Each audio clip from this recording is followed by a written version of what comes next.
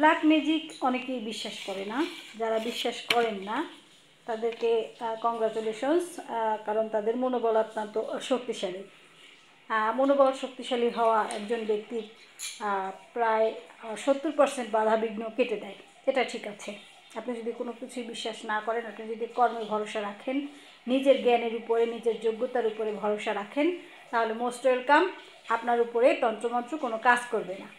কিন্তু আমি আমার বাস্তব অভিজ্ঞতায় দেখেছি তন্ত্রমন্ত্রের শিকার অনেকে হয়।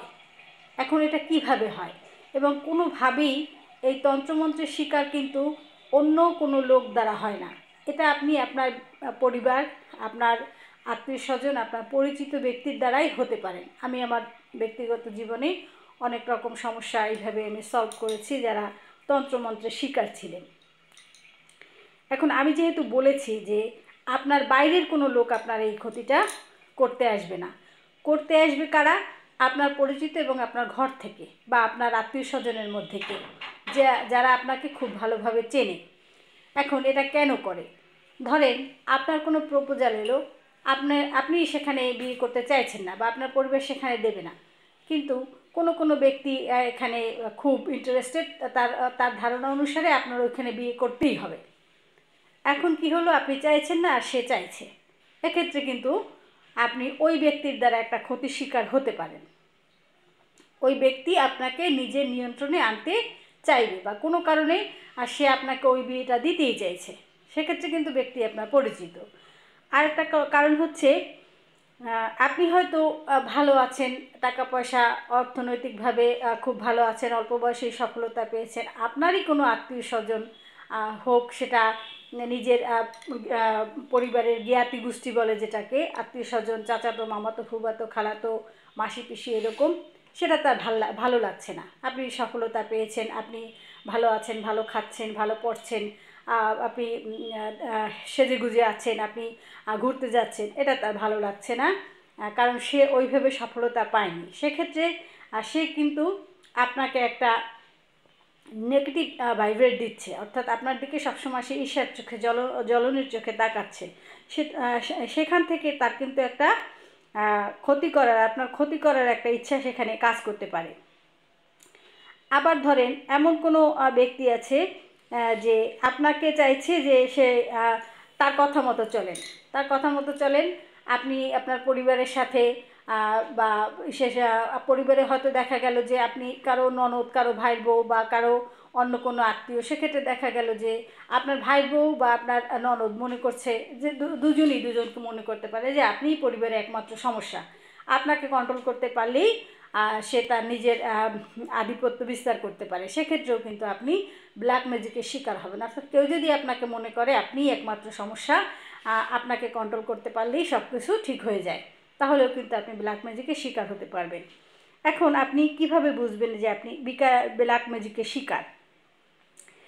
ব্ল্যাক ম্যাজিক সাধারণত প্রেম, ঈর্ষা, ঘৃণা এগুলো থেকেই হয়ে থাকে এবং এর সাথে আপনার আত্মীয় স্বজন, পরিচিত লোকজনই জড়িত থাকে।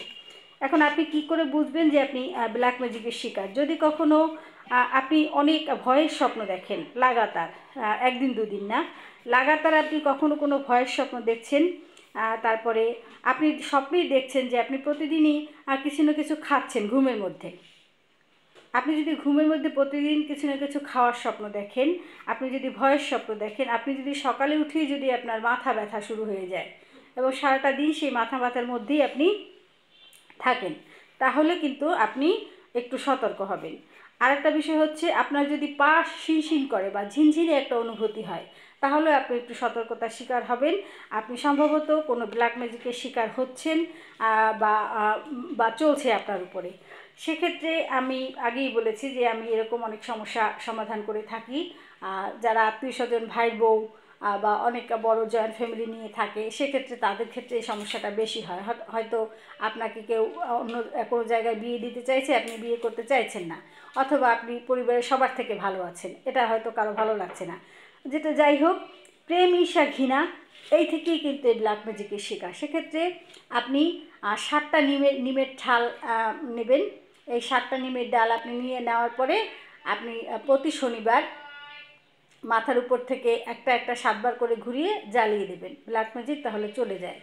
আবার যদি প্রদীপের সরিষার তেলের প্রদীপের দোষী মাথার উপর থেকে 7বার ঘুরিয়ে, সেটাও কিন্তু প্রতি শনিবার যদি ঘুরিয়ে বাইরে জ্বালিয়ে দেন তাহলেও কিন্তু ব্ল্যাক ম্যাজিক দূরে যায়। আবার চন্দ্রপ্রধান ব্যক্তি যারা, এই চন্দ্রপ্রধান ব্যক্তিদের মন মানসিকতা অত্যন্ত কোমল হয়ে থাকে এবং তারা সবসময় কেমন যেন একটা ভয়ের মধ্যে থাকে বা তারা দোদুল্যমান একটা পরিস্থিতিতে থাকে। চন্দ্রপ্রধান ব্যক্তিদের সাথে সাধারণত ব্ল্যাক ম্যাজিক বেশি হয়ে থাকে।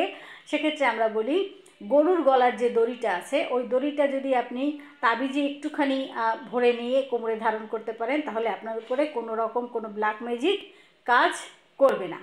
তো আজকে এই পর্যন্ত। অনেকে হয়তো বলবেন এগুলো কুসংস্কার, এগুলো বিশ্বাস করা ঠিক না। হ্যাঁ ঠিক আছে, কিন্তু আমাদের কাছে এমন ব্যক্তি আসে যারা এরকম কোনো না কোনো সমস্যার শিকার হয়, আমরা ছোটোখাটো ট্রিটমেন্টের মাধ্যমে তার মনোবল আবার ফিরিয়ে আনি বা তাকে আবার সুস্থ স্বাভাবিক চিন্তা নিয়ে আসি। ধন্যবাদ সকলকে।